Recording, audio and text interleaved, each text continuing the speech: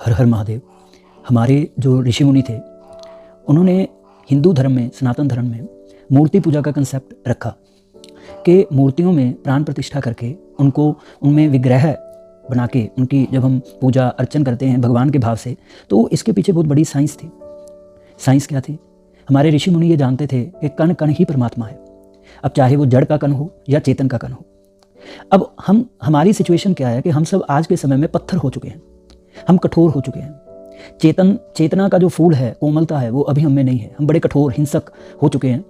इसलिए वो जानते थे कि जहाँ पर हम होते हैं वहीं से ही यात्रा शुरू करनी होती है हम सबको।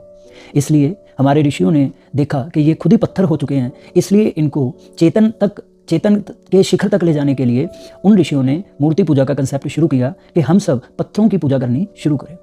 और उनके पीछे उनका ये ज्ञान था कि अगर हम पत्थरों में से भगवान को देख पाए, अगर हम लोग पत्थरों को पूज के, पत्थरों की पूजा करके उसमें से भगवान को देख पाए, तो हम इंसानों में भगवान को बड़ी आसानी से देख सकते हैं। हम पशुओं में, पेड़ पौधों में तो भगवान को फिर बड़ी आसानी से देख सकते हैं। फिर ये जो रियलाइजेशन है कण कण में भगवान है, ये बड़ी आसान हो जाएगी। लेकिन हुआ क्या? हमारी आदत है चीज़ों को पकड़ने की। हमने एक लकीर के फकीर होकर एक ही बात को पकड़ लिया कि सिर्फ जो जड़ एलिमेंट है, पत्थर है, उसमें ही भगवान है, भगवान के विग्रह में ही भगवान है। जितने भी चेतन लिविंग एलिमेंट है, पेड़ पौधे, पशु पक्षी, इंसान, इनमें हमने भगवान देखना बंद कर दिया और हम एक चीज़ को पकड़ के बैठ गए कि सिर्फ पत्थरों में ही भगवान है।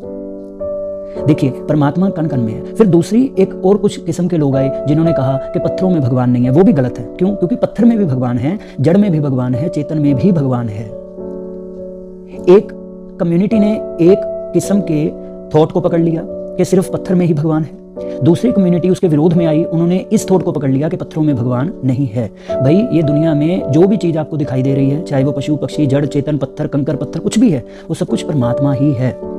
तो हमारे जो ऋषि मुनि थे वो बड़े जानकार थे। उनको पता था कि अगर ये कला हम में आ गई कि हम पत्थरों में भगवान का वो अनुभव कर पाए, तो फिर जो चेतन एलिमेंट हैं, जो लिविंग हैं, जैसे पेड़ पौधे, पशु पक्षी, इंसान, उनमें भी हम भगवान को देख पाएंगे। लेकिन हमने आधे ज्ञान को पकड़ा, आधा ज्ञान छोड़ दिया। तो पूरा ज्ञान ये है कि कण कण में भगवान है, पेड़ पौधे, पशु पक्षी, इंसानों में भी भगवान है, पत्थरों में भी भगवान है।